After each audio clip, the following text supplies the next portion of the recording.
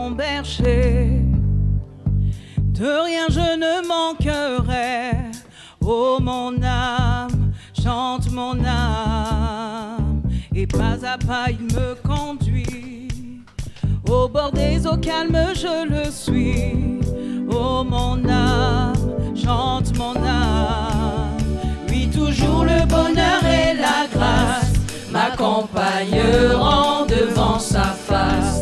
Dans sa présence, tellement de joie, tellement de joie. Et tant qu'il se trouve auprès de moi, aucun mal, mon âme, tu ne craindras. Et dans 100 ans, je reviendrai, je reviendrai. Et si je traverse encore la vallée de l'ombre de la mort, oh mon âme, chante mon âme. Et puisqu'il m'aime le premier, non, rien ne pourra me séparer de son amour, de son amour. Oui, toujours le bonheur et la grâce m'accompagneront devant sa face. Dans sa présence, tellement de joie, tellement de joie. Et tant qu'il se trouve auprès de moi, aucun mal, mon âme, tu ne craindras.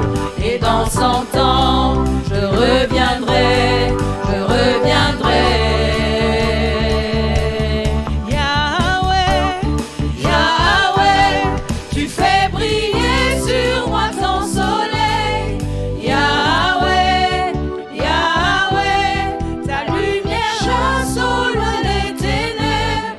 Yahweh, Yahweh, ta parole éclaire mon sentier. Yahweh, Yahweh, Yahweh. Bientôt il viendra me chercher, et dans sa maison j'habiterai. Oh mon âme, chante mon âme, sans cesse jusqu'à son retour. Mon âme chante son amour tous les jours, tous les jours. Oui, toujours le bonheur et la grâce m'accompagneront devant sa face. Dans sa présence, tellement de joie, tellement de joie. Et tant qu'il se trouve auprès de moi, aucun mal, mon âme, tu ne craindras. Et dans 100 ans, je reviendrai, je reviendrai. Oui, toujours le bonheur et la grâce m'accompagneront devant sa face. Dans sa présence, tellement de joie, tellement de joie. Et tant qu'il se trouve auprès de moi, aucun mal, mon âme, tu ne craindras. Et dans 100 ans, je reviendrai, je reviendrai. Oui, toujours. Oui, toujours le bonheur et la grâce m'accompagneront devant sa face. Dans sa présence, tellement de joie, tellement de joie. Et tant qu'il se trouve auprès de moi, aucun mal, mon âme, tu ne craindras. Et dans 100 ans, je reviendrai, je reviendrai. Et le Seigneur me disait cette semaine, enseigne à mon Église comment arrêter la perte de l'estime de soi. Amen. Comment arrêter la perte de l'estime de soi. Parce que vous voyez souvent, les gens, ils s'estiment 1 minute, et dès qu'ils partent de là, c'est comme si toute une foule revient, et puis c'est comme si les anciens trucs reviennent, c'est comme si tout devient dur. Mais comment arrêter cela? Alléluia. Cette semaine, c'est ce que le Seigneur était en train de me dire. Comment vivre une vie où tu n'as pas de perte au milieu? Ça veut dire que continuellement la continuité, il n'y a pas de coupure, il n'y a pas d'arrêt dans ce que tu vis. C'est-à-dire quand tu commences la semaine, tu la commences bien jusqu'au bout. Quand tu commences, tu vas jusqu'au bout de manière glorieuse, de manière victorieuse, de manière puissante avec le Seigneur. Comment faire? Et le Seigneur était en train de m'enseigner de cela. Comment arrêter la perte? Parce que vous voyez, beaucoup de gens, maintenant là, ils se sont forts. C'est-à-dire le dimanche, on prie pendant longtemps, ils se sont forts. Dès qu'ils rentrent à la maison, le lundi matin, ils se sont faibles. Est-ce que vous avez remarqué que deux fois ça arrive? Au début de la vie chrétienne, quand on ne sait pas, ça arrive un peu à tout le monde. Quand tu es dans le jeûne, c'est comme si tout est OK. Et il suffit juste que tu sors un peu du temps de jeûne, c'est comme si ça devient catastrophique. Mais comment faire pour arrêter ce cycle de vie? Et durant cette semaine, le Seigneur m'a donné un enseignement que je vais partager avec l'Église en ce matin. Il y aura différents points, mais qu'on va revenir dessus. Je vais juste souligner certains éléments. Comment arrêter la perte? Comment faire pour arrêter la perte? Beaucoup de gens rentrent dans le mariage une première fois. Vous voyez comme la femme samaritaine. Elle s'est mariée une fois, ça n'a pas marché. Elle s'est mariée une deuxième fois, ça n'a pas marché. Elle, encore un troisième homme, ça n'a pas marché. Un quatrième homme, ça n'a pas marché. Un cinquième homme. Et puis quand elle vient, Jésus la rencontre, elle dit non, je n'ai personne. Jésus dit oui, c'est vrai, tu as personne. Parce que même celui-là là, que tu as là n'est pas à toi. Ça veut dire que tu as eu plusieurs, mais tu les as tous perdus. Il y a beaucoup de gens, ils reçoivent et ils perdent. Tu reçois l'argent, tu perds l'argent. Tu reçois la santé, on prie pour toi, tu as la guérison, ça marche bien pendant quelques temps et puis après, c'est comme si ça revient. Comment arrêter ce cycle de perte? Et le Seigneur m'a demandé de partager avec l'Église en ce matin par rapport à l'histoire de la femme qui avait la perte de sang pendant 12 ans. J'ai pris le temps de réfléchir. Je me suis dit, si elle a eu la perte pendant 12 ans, on parle d'une femme, on ne parle pas d'une jeune fille, on parle d'une femme. Ça veut dire qu'elle doit avoir un certain âge. J'ai même poussé ma réflexion, c'est vrai que la parole de Dieu ne le dit pas, mais je me suis dit, certainement, elle devait être un peu plus âgée que Christ. Parce que pendant 12 ans, on ne nous parle pas si c'était au début de ces 12 ans. Si c'était au début de ces 12 ans, plus 12, ça faisait qu'elle avait 24. Mais je pense que ce soit à ce niveau. Elle était certainement un peu plus âgée. Ma deuxième réflexion était de savoir, mais toutes les femmes qui sont venues toucher Jésus ou demander la guérison, on dit la femme samaritaine, la femme syrophénicienne, mais pourquoi là on ne donne pas sa géolocalisation? Ça a été l'une de mes réflexions. Pourquoi, pour elle, on ne dit pas elle est de quelle ville? Ça a un sens pourquoi le Seigneur n'a pas parlé de ça. Et on pousse encore plus loin. On dit que, on va le lire. À son retour, Jésus fut reçu par la foule qui tous l'attendaient. Luc chapitre 8, verset 40. Et voici, il vint un homme nommé Jairus, qui était chef de la synagogue. Il se jeta à ses pieds et le supplia d'entrer dans sa maison.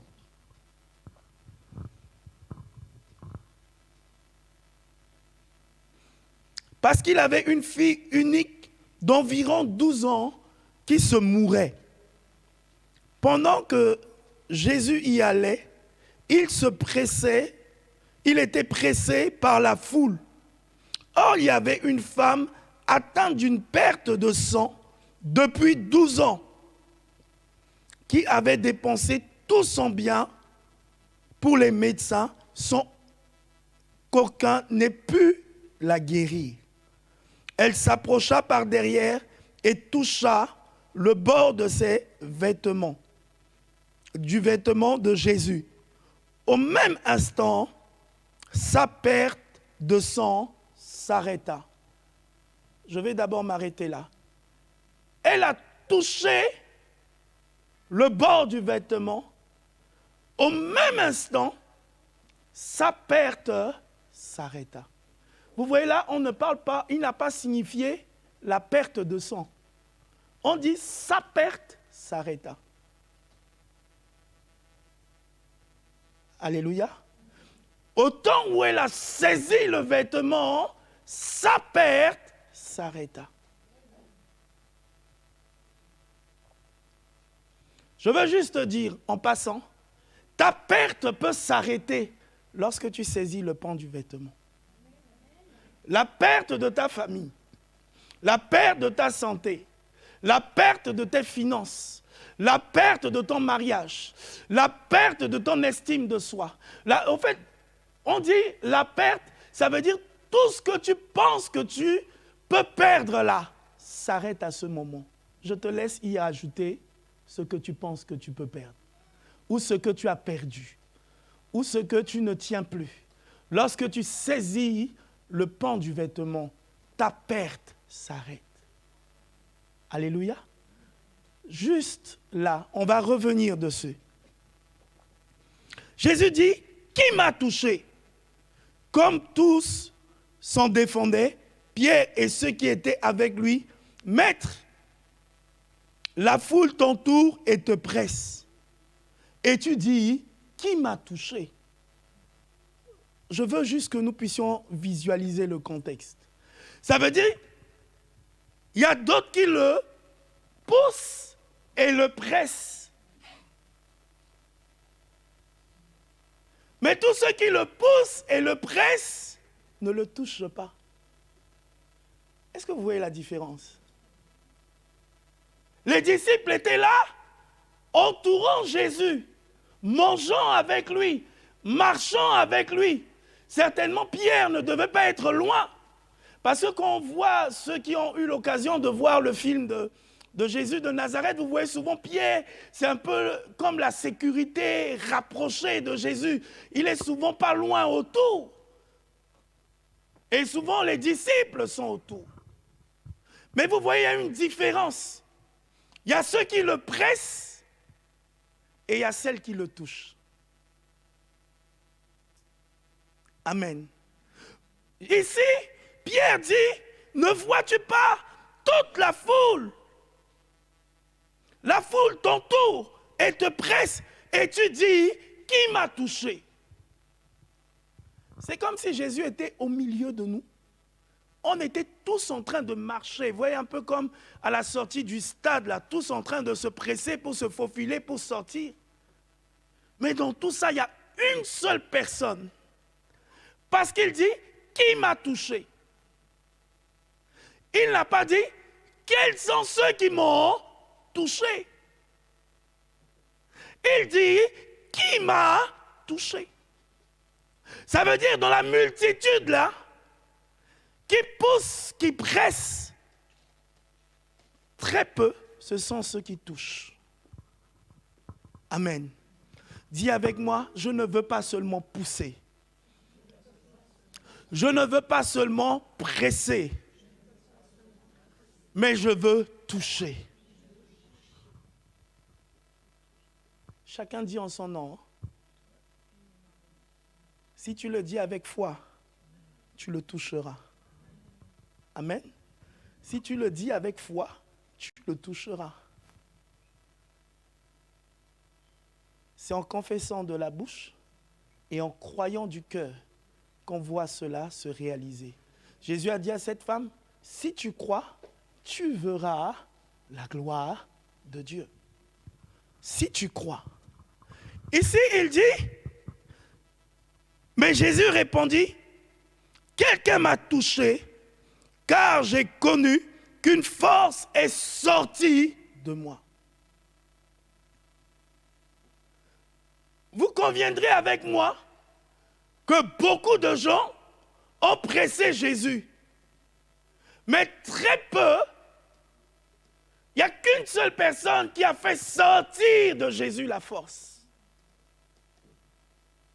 Amen.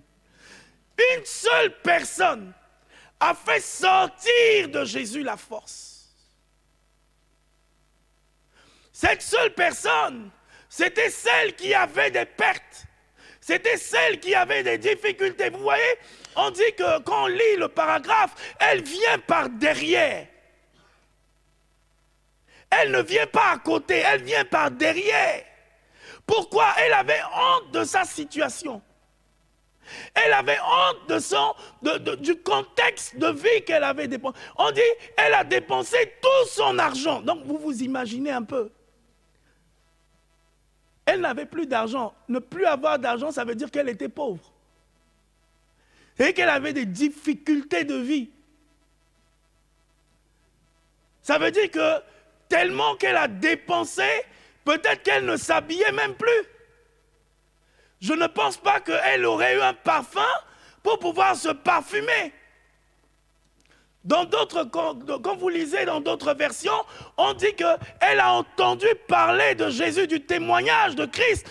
Elle a parcouru des chemins et des chemins, marchant pendant longtemps pour venir toucher le vêtement de Christ.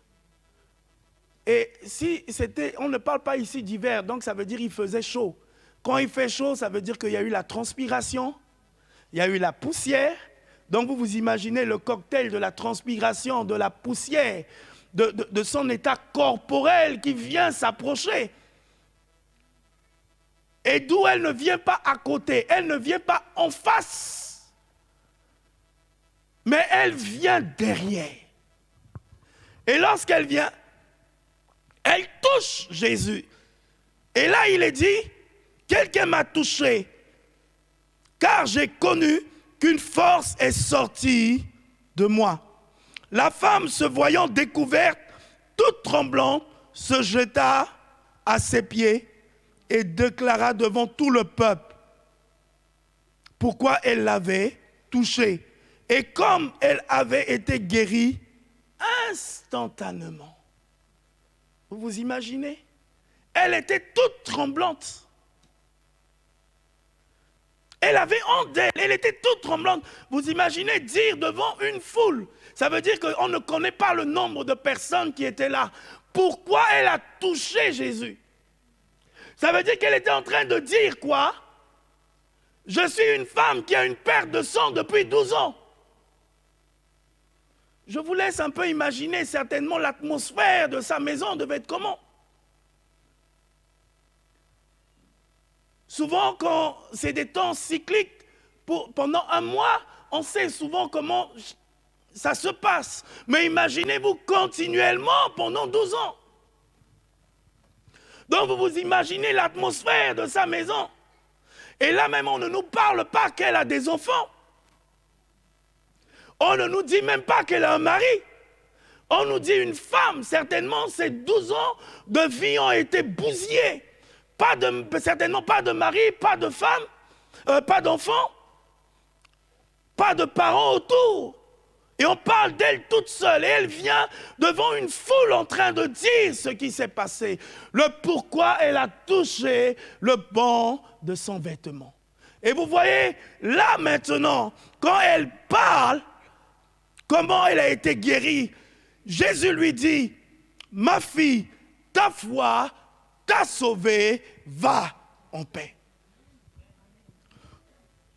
Vous voyez les déclarations de Christ, après qu'elle ait témoigné, après qu'elle ait dit ce qui s'est passé. Elle a été guérie. Mais certainement, après sa guérison, il manquait la paix. C'est pour ça que Jésus lui dit, va, ta foi t'a sauvé, va en paix. Souvent, on peut être guéri, mais ne pas être sauvé derrière. J'ai une anecdote dans les années 92, si je ne me trompe pas. Chez nous au pays, il y a un paralytique qui s'est levé pendant une croisade et qui a commencé à marcher. Dieu l'a guéri instantanément, il était guéri. Et là, il continue sa vie normale. Et alors, un jour, il rentre dans un bar et on joue une chanson qui dit « Descends ». Hein, il était paralytique, donc Dieu le relève, il commence à marcher. Et là, dans cette chanson mondaine, on dit « Descends ». Et il commence à danser, à danser, à danser. Et comme les gens de du monde, là, ils dansaient ça, ils descendaient. Donc, il danse, il danse, il danse, il descend. Et là, il ne se relève plus. Il est descendu et il est resté en bas. Alléluia. C'est pour vous dire que quelqu'un peut être guéri, mais ne pas être sauvé. Il a perdu sa guérison dans un bar. Amen. Il a perdu sa guérison dans un lieu qui lui a volé sa guérison. Ne voyez-vous pas que souvent certaines personnes viennent, mais quand ils finissent ces instants et qu'ils ressortent, c'est comme s'ils ont perdu tout ce qu'ils avaient reçu. Certains même font des années dans l'église, mais ils reçoivent, ils perdent. Ils reçoivent, ils perdent. Pourquoi? Parce que le diable est venu pour voler, pour détruire et pour égorger. Et parce que le diable est le prince de ce monde, il utilise tout ce qui est de ce monde pour pouvoir voler. C'est pour ça que quelqu'un peut voler la guérison. Quelqu'un peut perdre sa guérison. Ce n'est pas parce que Dieu ne l'a pas guéri.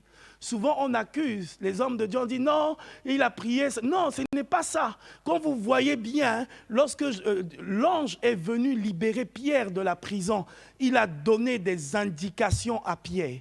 Lorsque vous lisez le livre de Nombres, Dieu a dit que lorsque tu es guéri, il y a un nombre de choses que tu dois faire. Nous en reviendrons un peu plus tard. Mais lorsque tu es guéri et lorsque tu reçois la guérison, il y a un nombre de choses que tu dois faire pour ne pas perdre la guérison. C'est bien défini dans la parole de Dieu. Mais souvent, nous recevons et nous en faisons pas bon usage, ou nous ne prenons pas soin de ce que nous avons reçu. C'est pour ça que quand cette femme parle, Jésus dit, ta foi t'a sauvé. Ça veut dire que ça ne s'est pas arrêté seulement à la guérison de ton corps que tu avais besoin, mais c'est parti plus loin. C'est arrivé au fait d'être sauvé. C'est arrivé au fait d'avoir la vie de Dieu en toi. C'est arrivé au fait d'avoir la vie éternelle de Dieu en toi. C'est arrivé au fait d'avoir la paix de Dieu en toi.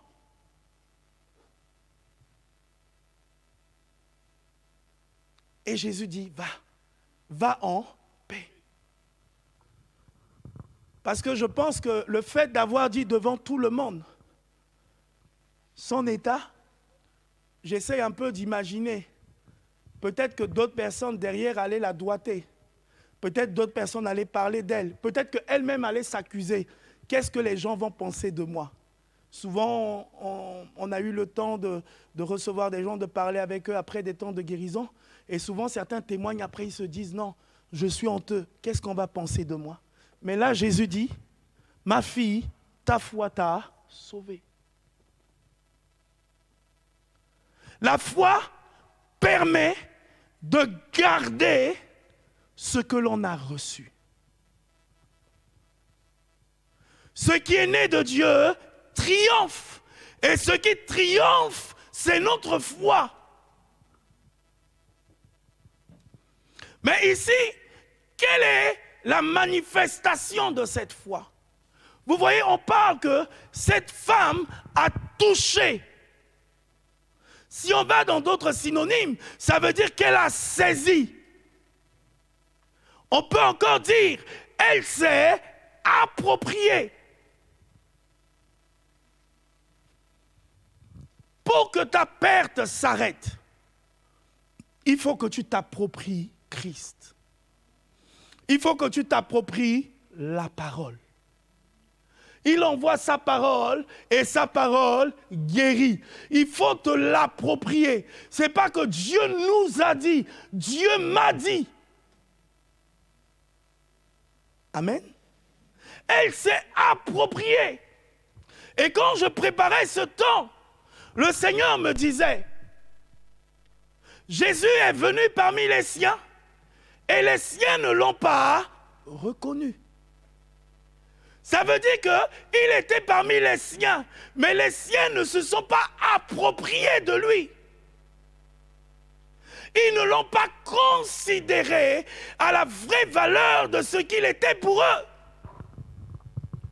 C'est pour ça que vous allez voir. Ils ont dit, n'est-ce pas le fils de Joseph et de Marie? N'est-ce pas le fils de Joseph et de Marie?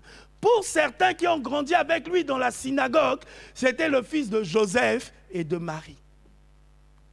Marie même, à un moment, voit Jésus comme son fils. Il était obligé de lui dire, « Femme, que me veux-tu » Parce que sa manière de percevoir, sa manière de voir l'empêchait de s'approprier. Cette femme s'est appropriée Jésus. Elle a entendu le témoignage. Elle est venue de loin. Elle est venue avec un objectif. La parole de Dieu déclare, à tes résolutions dépend le succès. Amen. Je veux d'abord m'arrêter sur ça. Job.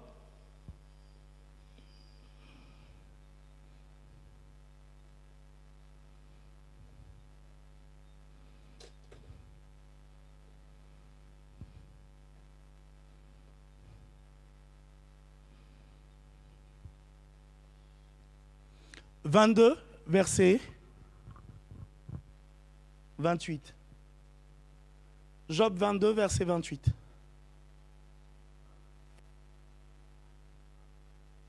Je voudrais que tu le lises avec moi ce matin.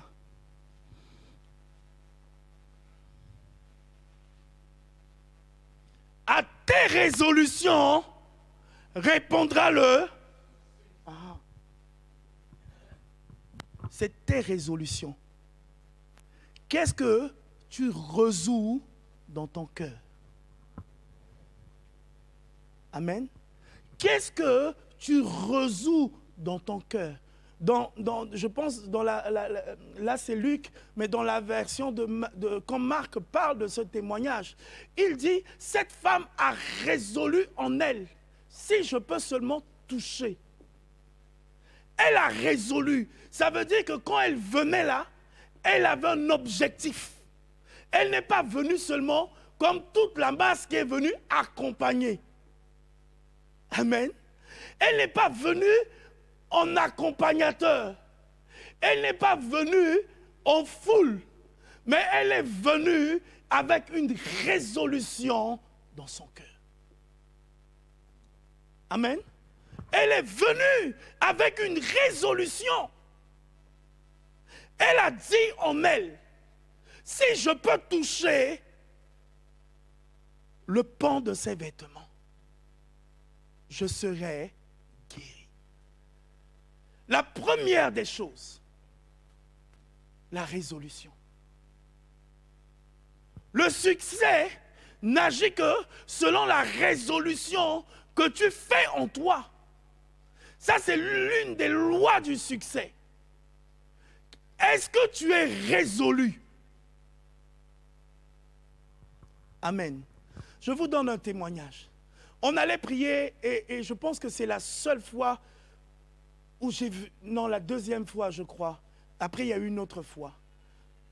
Une fois à une veillée et une fois, on était en moment de jeûne. On montait à la colline. Nous, quand on jeûnait, on était jeunes. On allait à la colline et il y avait deux collines. Il y avait une colline qui était très haute, très pointue. Il y avait une colline qui n'était pas très grande du côté de la ville. Et ce jour-là, on se rejoint en groupe de frères jeunes d'aller à la colline de prier 3 jours de jeûne et de prière. Et quand on monte, on avait les tongs. Hein. Donc vous voyez, quand tu as des tongs, ce n'est pas des chaussures de randonnée, etc. Deux fois, ça se déforme. Et là, les pierres, ils t'embrassent. Hein, ils te disent bonjour à tes pieds. Si tu es fort, tu résistes et tu continues.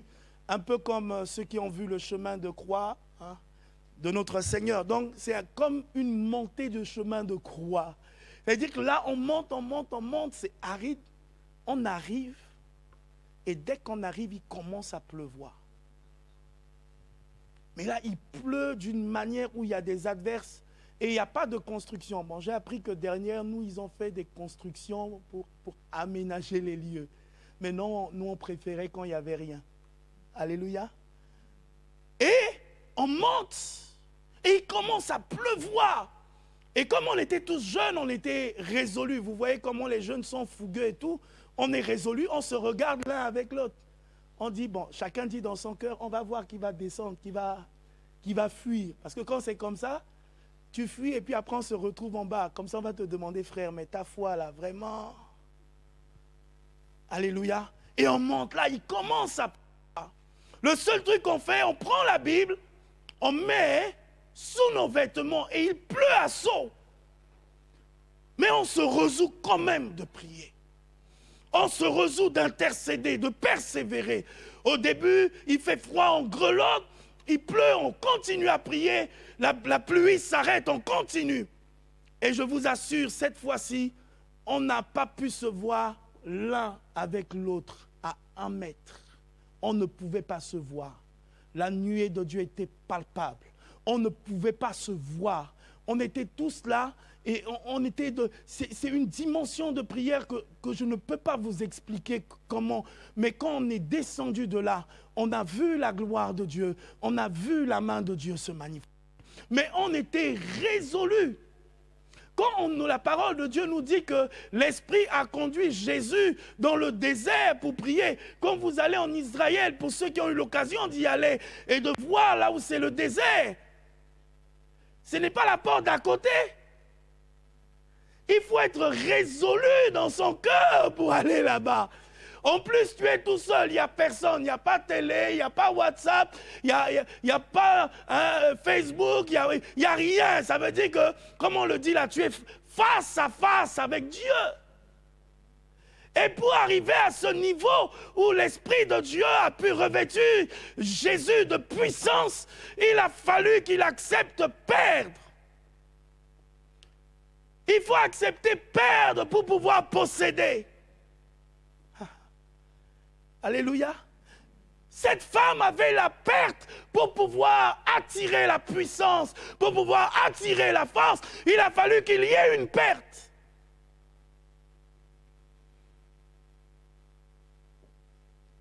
Quand Jésus va dans le désert, il est tout seul. Et ça n'a pas été facile. Pendant qu'il jeûnait et priait, le diable venait le tenter.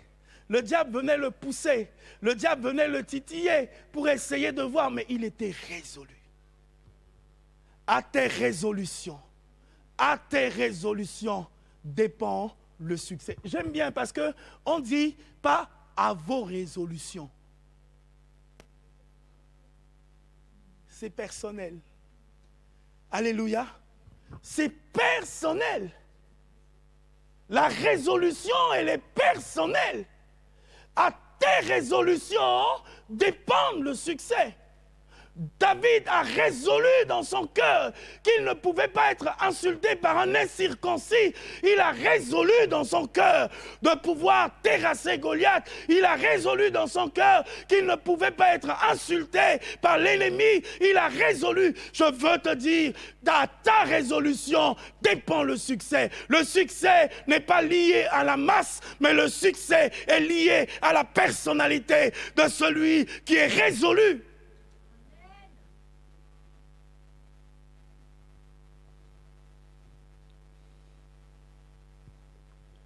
À tes résolutions dépend le succès. Cette femme a résolu dans son cœur. Je me souviens, 2 fois, on allait prier comme ça. On allait faire des nuits de prière, des veillées à la colline. 2 fois, tu arrives, tous les frères avec qui tu devais monter, chacun se désiste les uns après les autres. Et tu te retrouves tout seul. Mais que ferais-tu dans ce cas-là? Monteras-tu? Ou abandonneras-tu? Celui qui veut le succès, il se dira, à seul, je monterai. Jonathan a combattu seul. Il a combattu toute une armée. Il était à seul. Ils n'étaient pas plusieurs. Jonathan était à seul. Il a pris son épée et il a commencé à combattre avec son épée. Le Seigneur me dit de te dire, la situation dans laquelle tu traverses, les pertes que tu subis, c'est tes résolutions. Commence à te résoudre, commence à te décider, commence à te décider d'avancer, commence à te décider d'expérimenter. Cette femme a entendu ce que Jésus faisait. Elle s'est arrêtée sur le témoignage de ce qu'elle a appris, ce que Jésus pouvait faire pour elle. Elle était focalisée sur là. La parole de Dieu dit, ils l'ont vaincu à cause du sang de l'agneau et des paroles de leur témoignage. Est-ce que tu t'arrêtes sur les paroles de témoignage? Je me souviens une fois, je lisais, j'ai entendu le témoignage sur les héros de la foi. Et là, on nous enseignait sur Charles Finney. On nous disait que c'était un homme qui, dans le train, comme ça, sans prêcher, les gens le voyaient et se repentaient de leurs péchés. Sans qu'il prêche, il était seulement assis dans le train. Sans qu'il prêche. Et j'ai dit à Dieu, Seigneur, je veux expérimenter cela. Je me rappelle, en ces temps, on avait des moments de prière. On était tous jeunes. De 12 à le plus grand devait avoir 18 ans, je crois, ou 20 ans. Et on priait ensemble pendant 21 jours. On préparait une campagne d'évangélisation. Je n'ai rien su de ce que Dieu a fait. Mais après, le Seigneur a permis que j'apprenne cela. J'ai croisé un homme, je traversais la barrière pour aller de l'autre côté de la capitale. J'ai rencontré un homme. Je ne lui ai pas parlé de l'évangile. Il était sourd. Quand il a témoigné cela, il a dit, quand je t'ai rencontré, je me suis dessoulé. Je vais vous dire, si tu appuies ta foi sur le témoignage, s'il a fait dans la vie de l'autre, c'est qu'il veut faire aussi dans ta vie. La parole de Dieu dit que le Seigneur ne fait acception de personne. J'ai l'habitude de dire, si Dieu a fait cela dans la vie des Américains, si Dieu a fait cela dans la vie des Allemands, pourquoi ne le fera-t-il pas dans notre vie? Est-il le Dieu des Américains ou des Anglo-Saxons, ou il est aussi le Dieu des francophones? Dites-moi.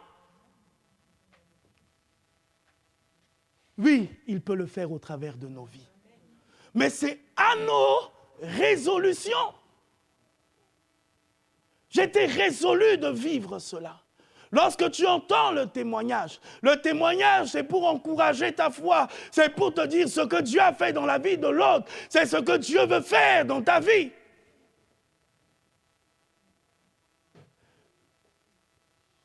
La sœur de Lazare savait qu'il était la résurrection parce qu'il avait déjà ressuscité certaines personnes.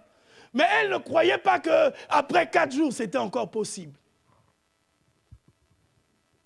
Je veux te dire, parce que Dieu me dit de te l'annoncer en ce matin, tout est possible à celui qui croit. Amen. Tout est possible à celui qui croit. Elle croyait que, oui, il est la résurrection.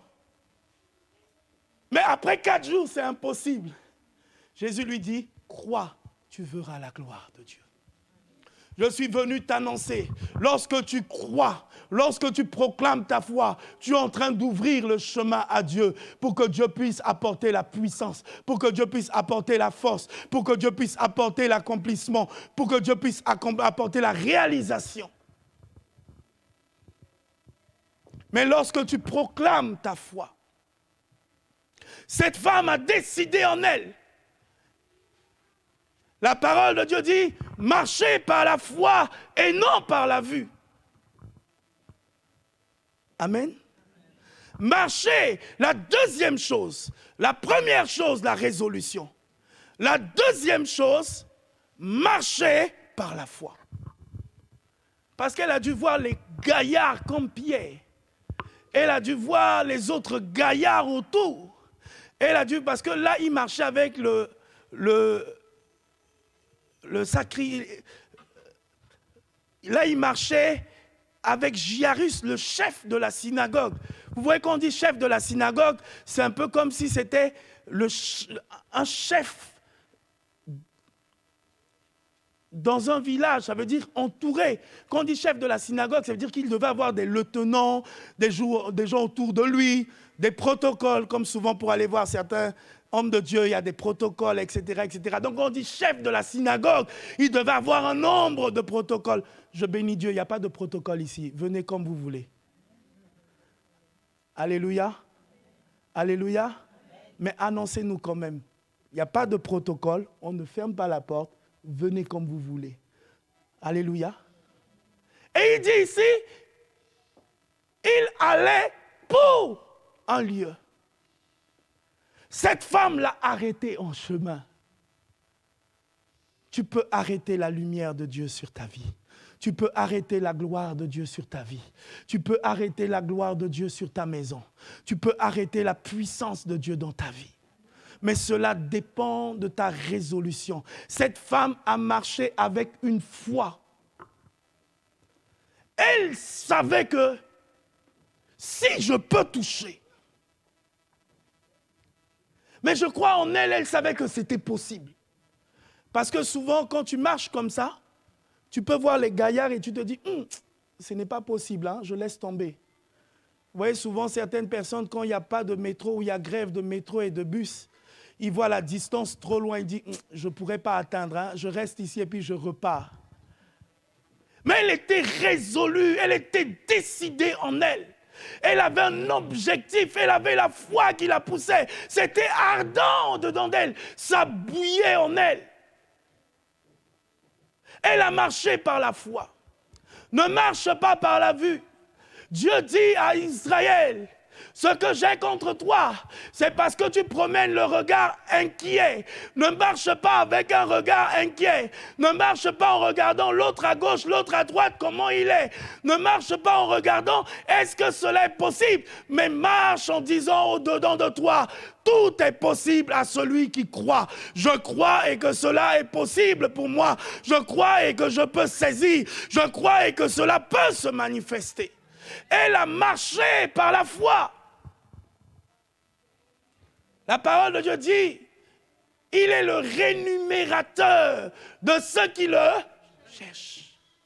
Donc quand je m'approche de Dieu, je sais qu'il est le rémunérateur. Je viens voir le rémunérateur.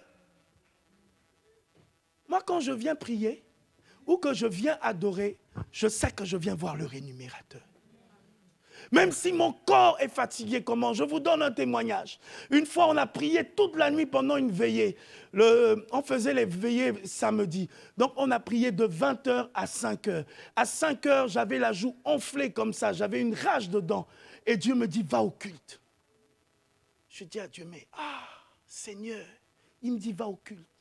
C'est la seule fois où j'ai vécu cela. J'arrive, on prend la Sainte Seine. Et pendant que je prends la Sainte Seine, dès que je prends le vin, toute ma bouche là, c'est comme si quelqu'un a percé la poche de pu. Tout a commencé à couler. Avant que le culte finisse, ma joue était devenue normale. Normale. Je veux t'encourager. Mais mon corps disait, tu es trop fatigué, va dormir. J'ai dit, non, tu vas quand même aller au culte. On va dormir après. Après, on va dormir. Quand on va rentrer à la maison, à 12h, là, on va dormir. Même si jusqu'à demain, on va dormir. Mais là, je vais aller au culte. Il est doux et agréable pour les frères d'être ensemble. C'est là où Dieu envoie la bénédiction et la vie. C'est là où Dieu envoie la bénédiction et la vie. Et la parole de Dieu déclare encore, certains se sont égarés par des fables en s'éloignant de la présence de Dieu. Mais il dit encore que ne vous éloignez pas. Quand nous nous retrouvons, il est doux et agréable. C'est là où Dieu envoie la vie et la bénédiction. Aujourd'hui, je sais qu'il y a beaucoup de gens qui disent « Je peux rester à la maison, je peux suivre en ligne ». Il y a des choses que vous ne vivrez pas en ligne. Il y a des bénédictions que vous n'aurez pas en ligne, que vous n'aurez pas tout seul. La transfiguration, pourquoi Jésus a pris 3 personnes sur la montagne pour être transfiguré devant eux? Parce qu'il y avait cette communion, là où 2 ou 3 s'assemblent en mon nom, je suis au milieu d'eux. C'est important cela. On ne peut pas dissocier cela de la parole de Dieu. Il y a une importance capitale de la communion fraternelle. Il y a une importance capitale. Une fois, on a fait une veillée comme ça et je n'avais pas de Bible. J'étais jeune étudiant, je n'avais pas de Bible. Ma Bible était déchirée. J'avais une Bible Louis II, vous voyez, en plastique noir là, elle était totalement déchirée. Et on fait une veillée comme ça, Dieu me dit, va à l'église. Et ce n'était même pas là où j'allais d'habitude prier. Dieu me dit, va là-bas. Je dis à Dieu, mais Dieu me dit, va. Je dis, ok, j'obéis, j'y vais. Lorsque j'arrive, j'avais un diacre qui m'attendait avec une Bible dehors. Il me dit, c'est toi que j'attendais. Dieu m'a dit de t'offrir cette Bible. Je me souviens encore, c'était Ésaïe, la Bible Ésaïe 55. Je l'ai encore jusqu'aujourd'hui. Il me dit, c'est toi que j'attendais. Mais combien de personnes, cette église est grande, il y a des milliers de personnes. Pourquoi pas tout ce monde-là? Mais pourquoi moi, jeune, n'ayant rien, pourquoi moi? Je veux te dire, Dieu voit le sacrifice que tu fais pour lui. Je veux te dire, Dieu voit quand tu es résolu pour lui. Je veux te dire, Dieu voit tout ce que tu fais dans l'ombre pour lui. Il n'est pas un homme pour mentir, ni le fils de l'homme pour se repentir. Mais ce qu'il te dit, les promesses qui s'attachent à ce qu'il te dit, il le fait. Sois résolu dans ton cœur. Sois résolu dans ton cœur. Je veux encourager les jeunes. Soyez résolus dans votre cœur. Soyez résolus de bâtir votre vie sur le Seigneur. Ce n'est pas une perte, mais c'est un gain.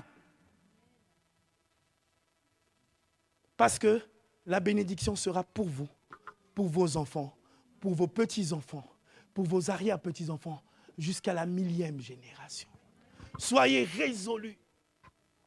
Marchez par la foi. La loi de la chair va toujours être contraire à la foi.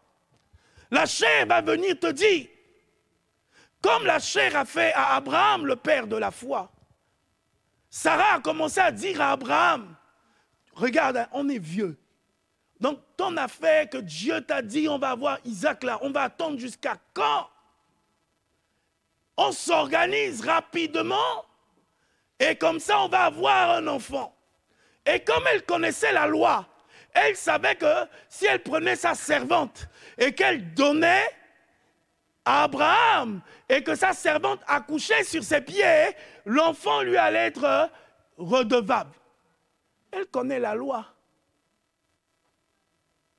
Mais lorsque tout s'est passé selon ce qu'elle a pensé selon la loi, au bout, ce n'était pas son enfant. La bénédiction de l'Éternel n'est suivie d'aucun chagrin, mais la bénédiction de l'homme emmène toujours des problèmes. La bénédiction du père de Jacob a emmené des combats dans la vie de Jacob, entre Jacob et son frère. Mais quand Dieu a béni Jacob, vous allez voir, la vie de Jacob a totalement été transformée. La bénédiction de Dieu n'est suivie d'aucun chagrin. Ne cherche pas à utiliser la loi, parce qu'aujourd'hui, beaucoup de gens utilisent la parole pour amadouer Dieu, pour dire à Dieu, bon, on va essayer de t'aider. Dieu est capable. Amen. Dieu est capable. Sarah a utilisé ça. Deux fois, là, Sarah, c'est l'idée de la chair. Parce que la femme, comme le dit Adam, la chair de ma chair, l'os de mes os. Ça veut dire que Sarah, c'était la chair d'Abraham. La chair a commencé à parler à Abraham. On aide un peu Dieu. On attend depuis longtemps. On aide un peu Dieu. On va utiliser, comme beaucoup de gens disent souvent, oh frère, tu sais, serviteur de Dieu, tu sais, Dieu n'est pas contre, on peut quand même faire comme... Non. Si Abraham est un homme sage, on n'aurait pas eu les problèmes jusqu'à aujourd'hui. Il est parti rapidement accomplir les désirs de sa chair. Il a fait les désirs de sa chair. Et Ismaël est venu, et tant qu'Ismaël est venu, ça n'a pas enlevé la bénédiction de Dieu. Mais lorsque la bénédiction de Dieu est arrivée, il a commencé à avoir le combat dans la maison. Je veux te dire, quand Dieu dit, il le fait. Que tu crois, que tu ne crois pas, quand Dieu dit, il le fait. Mais la seule chose qui va être différente, c'est que quand lui va commencer à faire, si tu avais déjà fait, il va commencer à avoir des confrontations. Vous avez beaucoup de gens qui ont des combats intérieurs comme ça. N'obéis pas à la chair. Paul dit, je traite durement mon corps, afin qu'après avoir prêché l'évangile, je ne sois pas rejeté. Traite durement ton corps, assujettis ton corps, ne laisse pas les désirs de ton corps te pousser à t'éloigner. Souvent, je dis aux gens,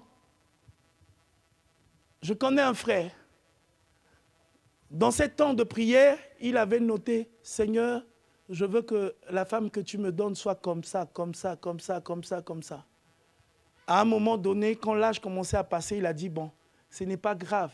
Si je prends celle qui ne connaît pas Dieu, peut-être que je pourrais la transformer en chemin.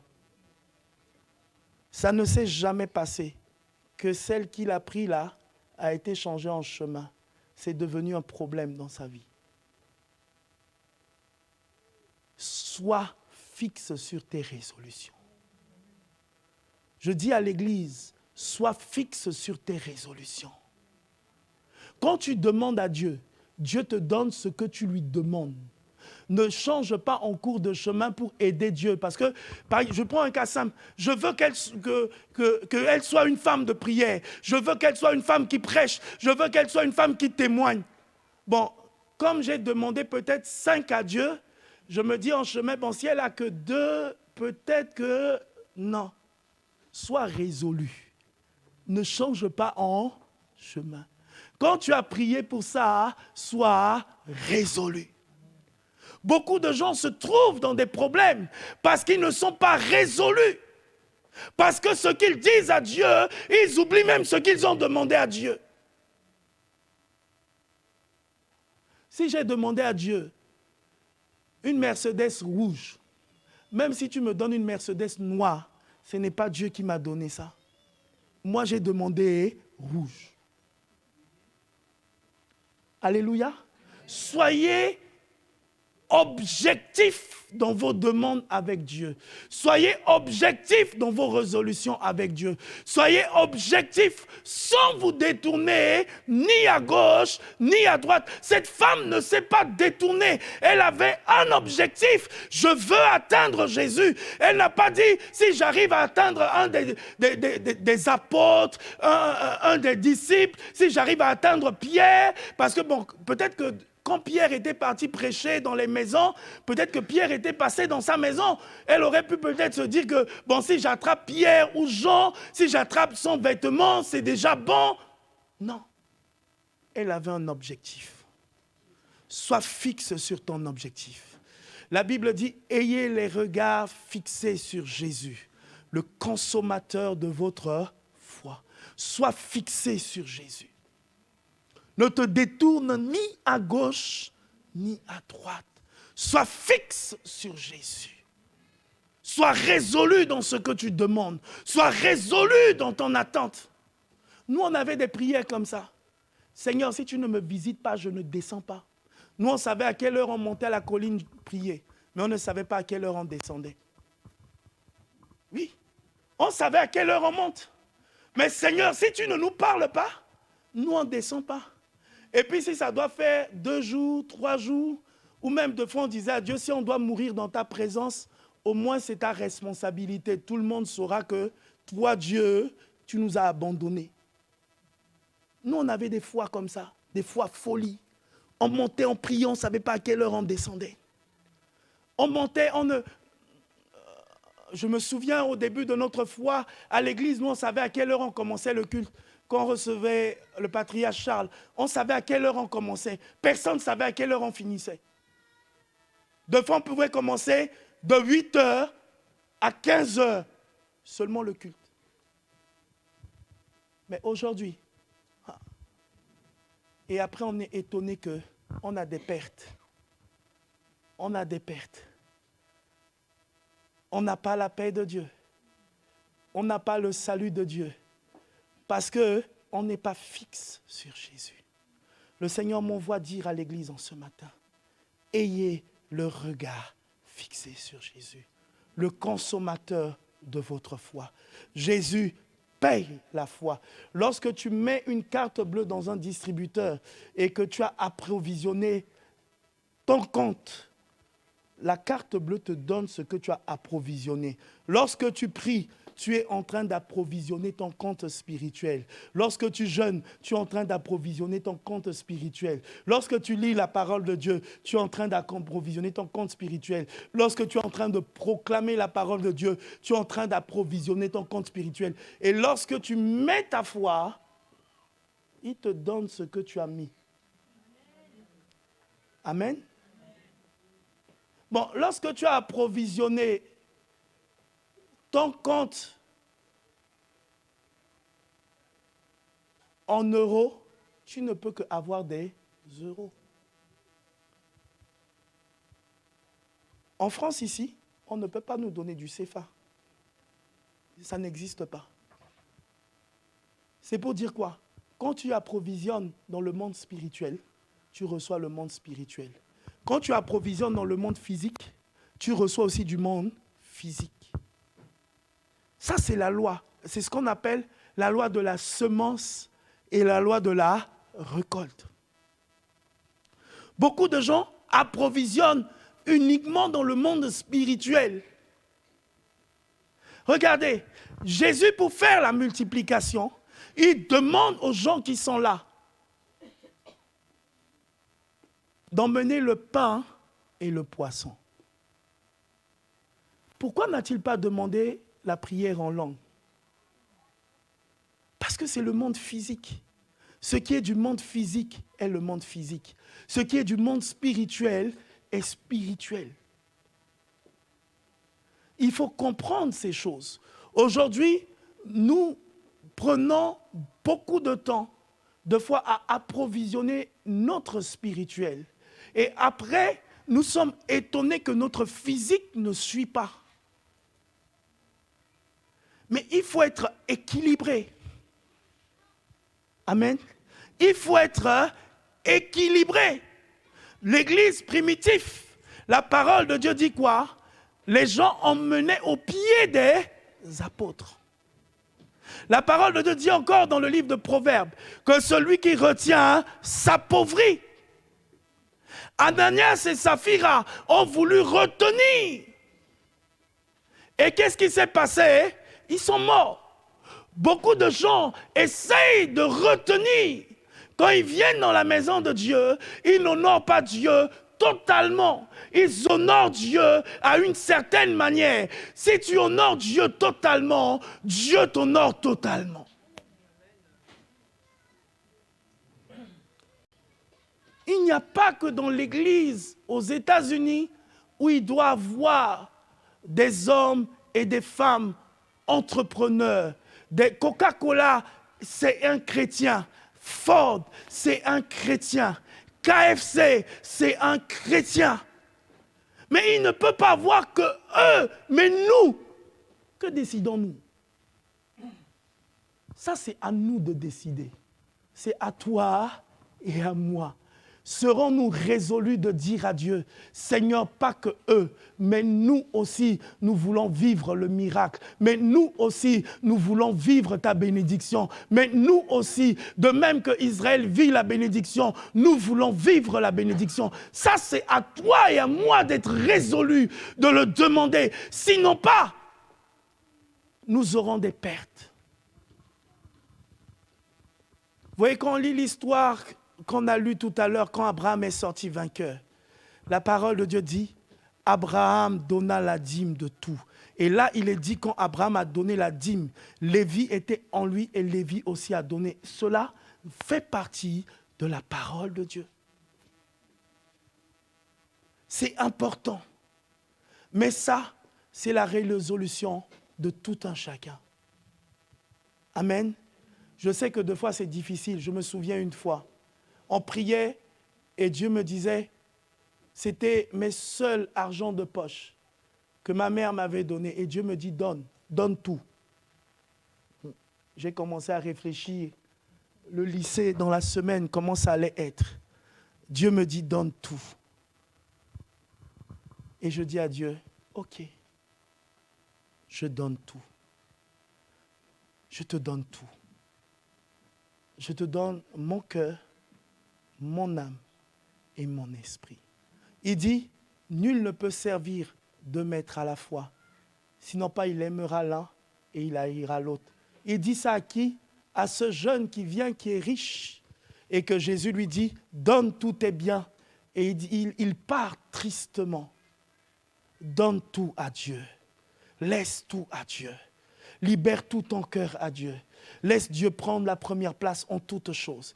Et tu verras la gloire de Dieu. La paix de Dieu sera dans ta maison. La joie de Dieu sera dans ta famille. Le salut de Dieu sera en toi.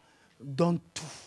Ne garde rien. Ce jeune homme était triste parce qu'il voulait suivre Jésus, mais garder une petite portion pour lui, une petite portion à côté. Non, ne garde pas, mais donne-lui tout. Qu'il soit le maître de ta vie, le maître de ta maison. Il est le Dieu très haut, maître du ciel et maître de la terre. Tout ce qui est sur la terre est à lui et tout ce qui est dans les cieux est à lui. Touche le cœur de Dieu en ce matin. Ce n'est pas donné à tout le monde de toucher Dieu. C'est la résolution de tout un chacun. Si tu te décides en ce matin, ta perte peut s'arrêter. Tu as longtemps perdu et le Seigneur me dit de te dire, il veut mettre un terme à ta perte. Il veut arrêter ta perte de soi. Il veut arrêter ta perte financière. Il veut arrêter ta perte de confiance. Il veut arrêter ta perte de foi. Il veut arrêter ta perte, mais sois résolu en ce matin. Lorsque nous allons chanter ce cantique, sois résolu. Alléluia. Il est hors de question que tu passes sans me toucher. Il est hors de question que ça finisse. Laisse ton cœur parler à Dieu. Car je n'ai jamais vu un homme te chercher sans te trouver. Laisse ton cœur parler à Dieu. Car je n'ai jamais vu un homme te chercher sans te trouver. Oh, yélélé baba,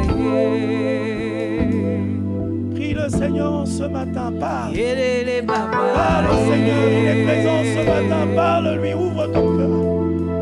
Il est hors de question que tu passes sans me toucher. Oh.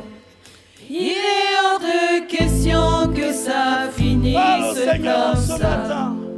Ta vie Car je ne n'ai peut pas jamais être vu celle un d'accompagner homme les te autres. chercher sans te Ta vie trouver. ne Oh. peut pas être. Car je n'ai jamais vu un homme te chercher sans te trouver. Yélélé baba, yélélé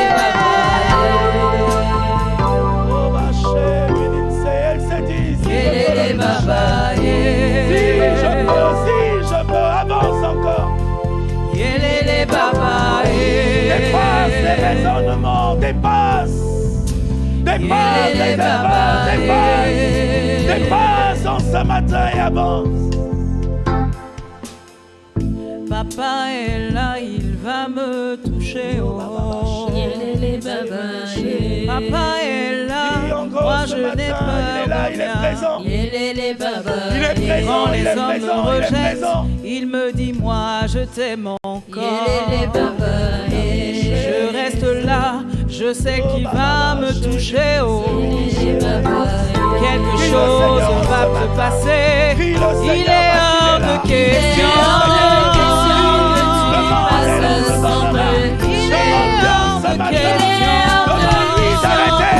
Demande-lui d'arrêter des épreuves. Demande-lui d'arrêter des combats. Demande-lui en ce matin, parce qu'il est présent. Demande-lui en ce matin, il va te toucher, il va te visiter. Demande-lui en ce matin. Jésus lui a dit, viens dans ma maison, viens dans ma maison, viens dans ma maison.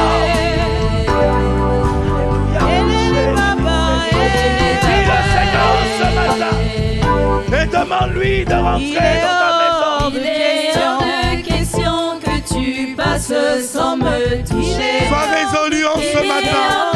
Parce qu'il est là, il veut te visiter. Il est là en ce matin. Il est présent en ce matin. Sa force est déployée. Son bras est déployé pour toi. Son bras est déployé pour toi. Pour te donner la victoire. Son bras est déployé pour toi. Pour te donner la délivrance. Son bras est déployé pour toi. Sa main est puissamment posée sur toi en ce matin. Il est hors de question que tu passes sans me toucher. Hors de question que ça finisse. Ça ne finira pas comme ça.